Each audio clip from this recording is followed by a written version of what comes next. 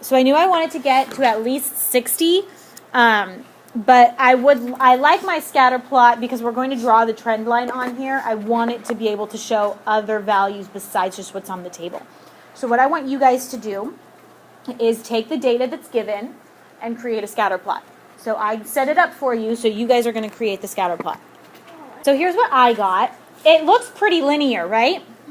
But not exactly, right? So it shouldn't be exactly lined up.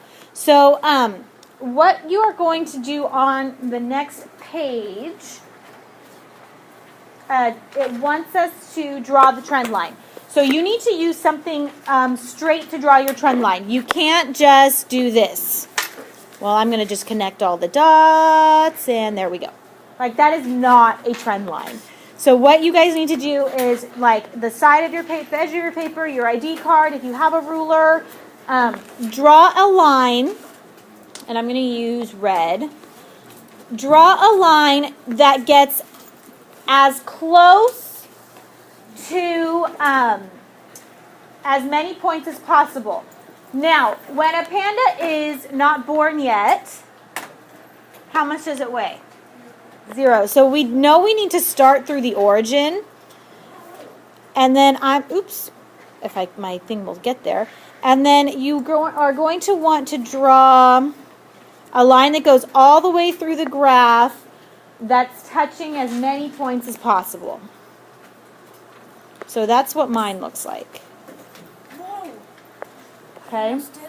You want to touch as many points as possible, and it's a trend line, which means you need to extend it all the way to the edge of the graph, because that's the line that we're going to use to predict other values.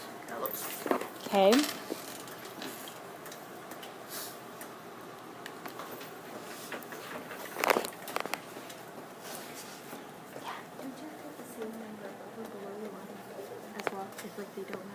So Lily brought up a great point. Something that you want to try and do is try and get the same number above and below the line, if you can, and that will give you the best match. So I have 2 below here, and I have 1 above, and this one's almost above. So you just are trying to get it as close as possible, so as in the middle as you can. Okay? And a good rule of thumb is the same number above and below. Trying to touch as many as you can with a straight line. Okay? So what we're going to do, I'm going to have to exit this to go down, is find the equation of the trend line. So we're going to need to pick 2 points from the table to use to find our slope. Now, I'm not going to be super picky about this. Some people get really, really picky, but if you can show me that you understand the process, that's good enough for me. But when I am looking at my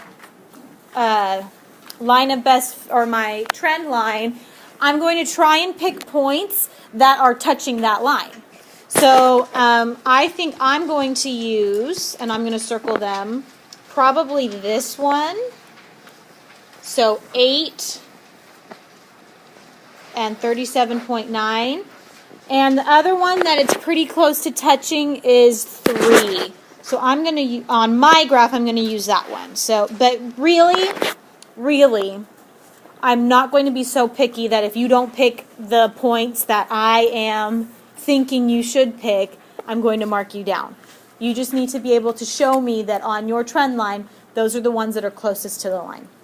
So those are the 2 that I'm going to pick.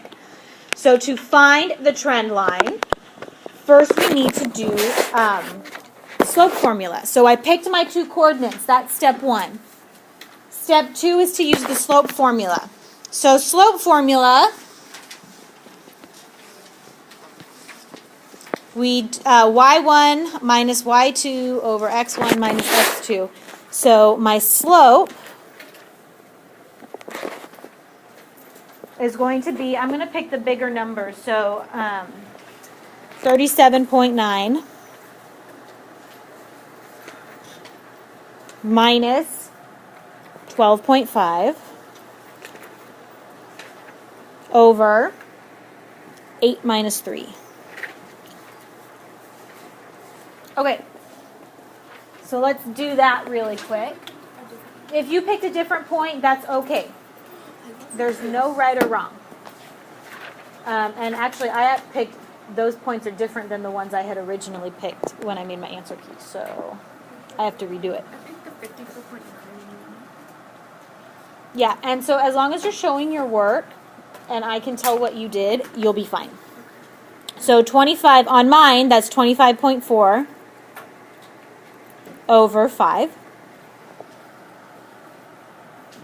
which gives me a slope of 5.08.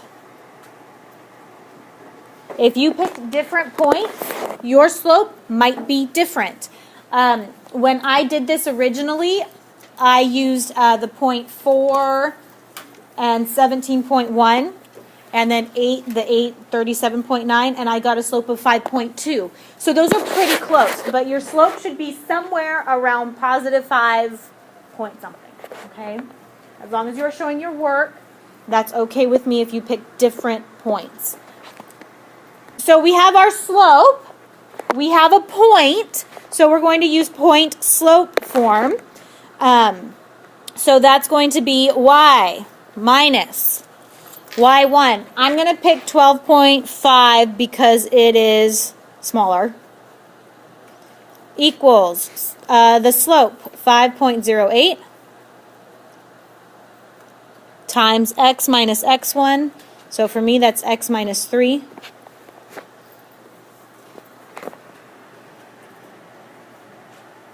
And then we're going to distribute. So when I distribute, that gives me y minus, because we want to put it in slope-intercept form. So y minus 12.5 equals 5.08x minus 15.24. We're still not in slope-intercept form, so I'm going to add 12.5 to both sides.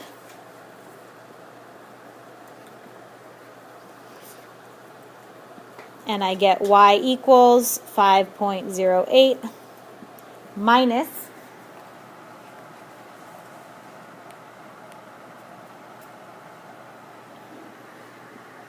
2.74.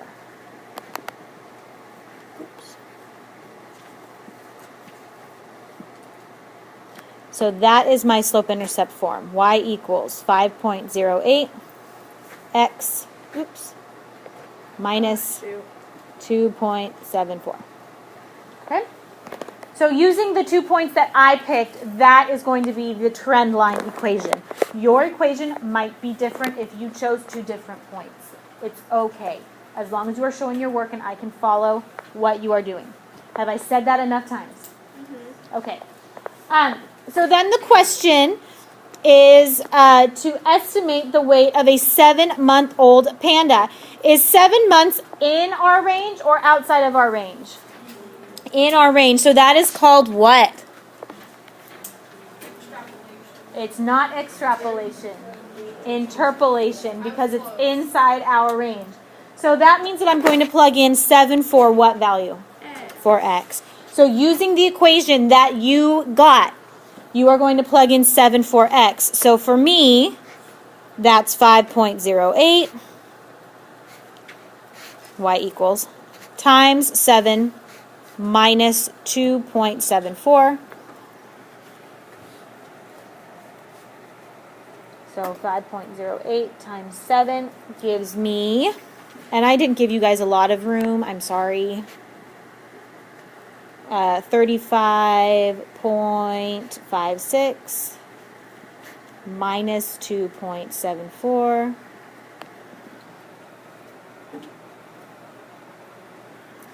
Which gives me a y of 32.82, but I'm going to round that to 0.8 because the data that was given to us all gives it to the nearest tenth. So I'm going to round to the nearest tenth. So I got 32.82, but I rounded to the nearest tenth because all my data values in the table are to the nearest tenth. So you just follow whatever the data that was given to you says. Okay? Next thing you're going to do is look for the weight of a 14-month-old panda. Is that in our range or outside of our range? Outside. So what are we going to do? Extrapolation. So y equals 5.08 times 14 minus 2.74. Wait, is that the same thing? Wait, aren't we doing the same thing? You're doing the same thing but with a different x. Because we're looking for 14 months. I need to reread what extrapolation is. Extrapolate means that we are looking for a value outside of the range.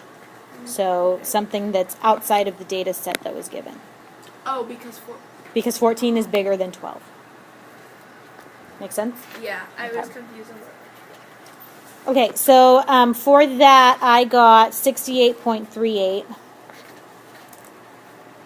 But to round to the nearest tenth, we round that up, so 68.4 pounds. Oops. If the trend continues. Now, will that trend continue for the entirety of the panda's life? No. So if I asked you to find the weight of a panda that's, I don't know, 112 months old, you're going to start getting these giant numbers. And will those make sense? No, because eventually once you reach adulthood, it starts to level off. Okay? So whenever you are extrapolating, you also want to make sure that you are thinking to yourself, does this make sense? Okay? Use common sense. So let's talk a little bit about the correlation coefficient, and then we'll talk about correlation versus causation. Every time I can't take that correlation in. Okay. So remember, we talked about correlation, and that our correlation coefficient, which you can calculate, we're not going to make you do that, tells you how tight the data is to the line. So how close that trend line actually is to the rest of the data. The stronger the correlation, or the closer the data points are to forming a straight line, the closer the R value is to positive or negative 1. That's what that plus or minus means. Okay? Remember, negative 1 does not mean that it's bad. It just means that the data is going down, or as one increases, the other decreases. So a negative correlation is not a bad thing.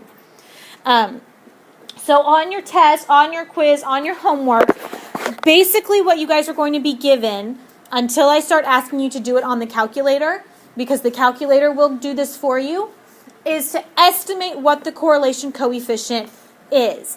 So let's look at this first graph.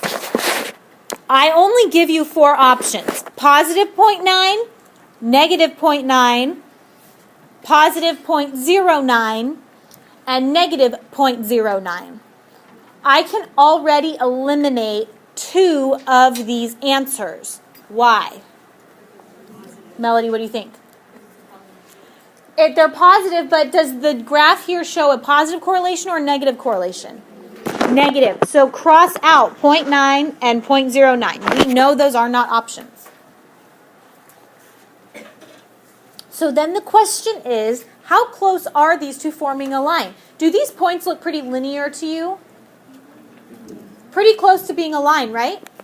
0.09 is so close to 0 that it would be like totally random. So the only option that makes sense is negative 0.9.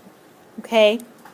So negative 0.9, because it's going down, there's a negative correlation, but those lines are, or those points are pretty close to forming a straight line. So the correlation is pretty strong. So it's going to be 0.9. If I give you a correlation coefficient of 0.99, that's like everything's almost lined up exactly, okay? But 0.9 is very, very strong, and we can tell because these points are pretty close to forming a line, right? So the tighter they are to forming a line, the closer to 1 your correlation coefficient is going to be. So let's look at the middle one. Everything is in 0.7, 0.07. So first of all, Is this a positive correlation or a negative correlation? Positive. So I'm going to cross off 0.7 and 0.07. So we know it has to be positive. So then my question to you is, do these points look pretty linear? No. What? Pretty close, right? So what we have to think about is, these are 0.7, 0.07. 0.7 means that it's forming kind of a straight line, but there's a little bit of variation in there. 0.07 would still be like all over the place. So what do you think the correlation coefficient is going to be? 0.7. Because I can still see that this is kind of trending towards linear. Okay? You're only ever going to pick 0.0 whatever if it's like really all over the place. Like the next one. So let's look at the next one. First of all, 1 means that they form a perfectly straight line. So do you think this is a correlation coefficient of 1? No. The next option is positive 0.5. That's like right in the middle. A positive 0.5 would be, you could still definitely see the positive correlation, and the data might be a little bit off, but it's still going to kind of be trending upwards because it's sort of in the middle. If I look at this one, these look completely random to me. Does that look completely random to you? I don't even see a positive correlation, if I'm being honest with you guys, because look at number at x equals 7. Did my y value go up or down at x equals 7? Down. It actually went down. So for this one, I would probably pick 0.01 because it's totally random. It's almost at 0. There's like no rhyme or reason to any of this. Does that make sense? So if you're ever going to pick 0.0 whatever, it means it's pretty scattered. So as long as you can kind of see the trend upward, you're almost always going to pick the number. But that's all that you are doing with this right now, is looking at graphs and your options and choosing the correlation coefficient that best estimates what the graph is. Later this week, when we pull out our calculators, you're going to be able to get the correlation coefficient from the calculator. So that will tell you if your line of best fit is like a good fit for the line. And then you're also going to use the correlation coefficient to determine if a line is the best option for your data. Okay, so that's coming up later. So the very last thing I want to talk about is causation versus correlation, because this is when it gets kind of tricky. So I'm actually going to give you some time to work with your partners on determining these, but I want you guys to be able to do this in writing. What you're going to do is, I give you 3 situations. I want to know, does the situation seem to have a positive correlation, a negative correlation, or no correlation? And then, if there's a correlation, does it imply causation? So just because something has a correlation does not mean you can assume that one causes the other. So we're going to do this first one together because it actually ties into your project. A person's height and their shoe size. First of all, talk with your neighbor. Do you think those have a correlation? Yes or no? And what do you think that correlation is? So Rebecca and Elijah think that these 2 things are correlated and they have a positive correlation. So that means that the taller you are, the bigger your feet. On average, is that about true? Yes. Yes. So we would say that these 2 things have a positive correlation. Oops. So let's write that down. So I would say the situation implies a positive correlation.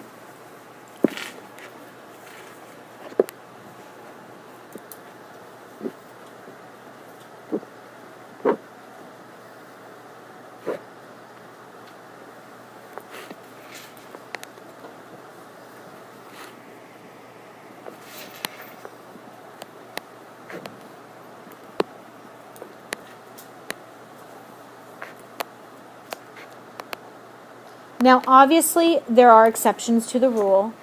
So there are really tall people with really tiny feet. There are people like me, short people with bigger feet.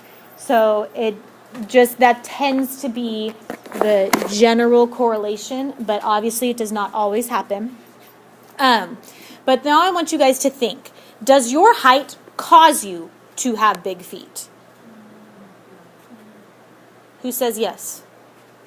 Who says no? Okay, I would agree. So I would say, but not causation.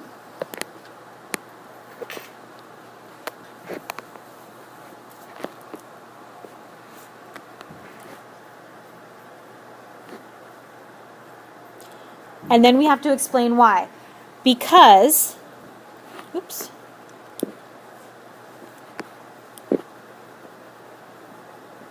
And then I said as a person gets taller, their feet tend to be bigger, but being tall does not cause you to have large feet. So I'm explaining why it's a positive correlation, but why I do not think it implies that one causes the other. So because as a person gets taller,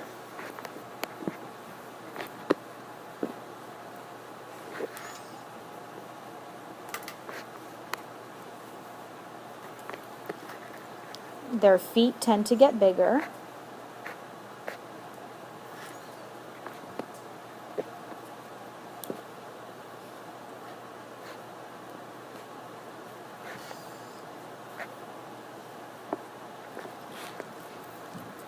But being tall, or if you want to say being short, does not cause you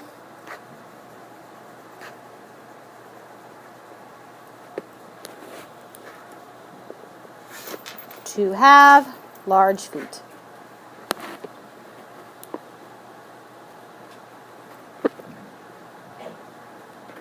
Okay. Wow, my size of my writing definitely varied there. Sorry. Okay, so some things do cause the other. So causation does happen, although I'm sure that you probably kind of guessed it doesn't happen all the time, and probably very rarely. So what I want you guys to do is look at 4 and 5, talk about them with your neighbor. I want you to write in a complete 1 or 2 sentences answering the question. Is it positive, negative, or no correlation? Why? And if there is a correlation, does it imply causation, and why? Okay, and I will give you guys a hint. One of these two, I believe, or I wrote with the intent that it does cause the other. Okay, so try and figure out which one it is. Okay. So number 4, the number of hours spent reading and the number of books read. Correlation? Yes. Yes. Positive or negative? Positive. Yeah, that should be obvious. Does one imply the other? Yes. I would say yes, and here's my reasoning. It does not matter how slow of a reader you are. The longer you read, the more you will read. Does that make sense? So even if you are a really slow reader, if you increase how much you read by an hour a day, I don't know who has that kind of time. But you're obviously going to get through more pages of books and therefore read more books, right? So I would say that yes, the number of hours you read causes you to read more books, just in general. What? Okay. Yes. Number 5, the number of pets a family owns and the height of the tallest family member. Correlation, yes or no? No. Yeah, they have nothing to do with each other. Okay, so you could stop it there. There is no correlation because the number of pets you own has nothing to do with the height of your dad or your brother or whoever the tallest person in your family is. Maybe your mom is freaky tall. I don't know. Okay? All right, that's scatter plots, correlation and causation, and trend lines. How do you guys feel? Not too bad, right? Okay.